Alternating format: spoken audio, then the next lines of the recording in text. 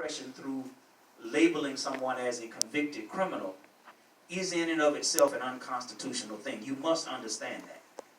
And remember, again, you're born with the right to vote if you're born in America.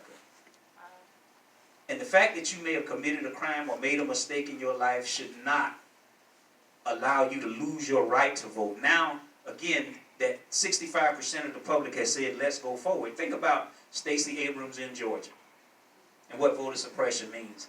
And I think she was running against the guy that was the former state attorney. Former state attorney. And here's a guy who controls the voter rolls. And nearly 50,000 people, I think, in that instance were disenfranchised.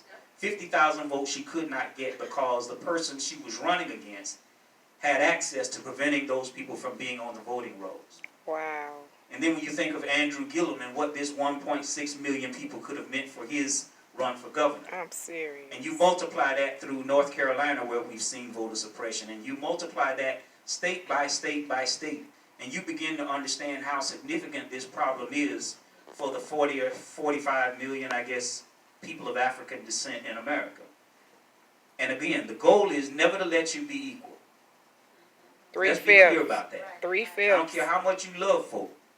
The idea is never to let you be equal. And even if you think of health care, the whole idea of fighting against health care is they don't want you to have what they have. Long life. The ability to go to a doctor and be healthy.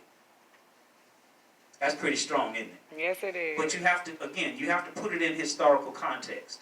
And so the behaviors that you see, the conversations that you see them have, are all a part of a continuum. Even when Brown versus Board of Education was decided, white folk moved out of black neighborhoods. I grew up in Liberty City, which used to be the whitest place in Miami. Ashley Range and her children integrated Orchardville Elementary in 1959. And when they did that, only 25 students came to school the next day. Dang. That's a shame. Okay? And so when you have to understand that those behaviors are still the same. Listen to what you hear out of Washington. Listen to what you hear out of the mouth of the presidents. Look at the timidness. Whitewash of justice. Look at the timidness of merely enforcing the Constitution. People are talking about they don't, I'm off topic, but I'm going to get back on topic. You People good. talking they don't want to impeach the president, and they're saying because criminal. the public opinion is not on their side. But the Constitution does not tell Congress to weigh public opinion. It simply says if there are crimes and misdemeanors, you have a responsibility to do something. And when it comes to voter suppression, it's the same thing. Congress has a responsibility under the 14th Amendment to protect all citizens equally. States are responsible for doing the same thing under the 14th, which is why it really was put in place for states rather than the federal government. Because what the states began to do was defy the federal law. And what you see being practiced in the form of voter suppression, state by state, is the same practice you saw during Reconstruction. Wow. Which was to rob Reconstruction black folk era. of a constitutionally given privilege. And this, again, this thing about having to pay a fine. Think about this. If you went to jail, prison, paid your debt to society, what reason is there that you should not be able to vote? Just think about it logically. If the whole idea of sending you to prison was for you to pay your debt for the thing that you may have done, and often that's not true itself, what logical reason is there for a person not to be able to walk into a booth and cast a vote? I really believe that every prisoner should be able to vote. Because they already paid their debt to society. No, they never lost their right to vote. That's the point. It is only because people will not enforce the Constitution as it exists. Let me shut up. I see you leaning forward. I had all my say. No, you good. So I wanted to bring us back to one of the core reasons that we are here. Congresswoman Marcia Fudge, along with Congressman Alcee Hastings, Congresswoman Debbie Wasserman Schultz, and other Republican representatives are having hearings across the country. These hearings will be our stories placed in the congressional record. These hearings are a result of the gutting of Section 5 of the Voting Rights Act. The Voting Rights Act is an act which protected voters.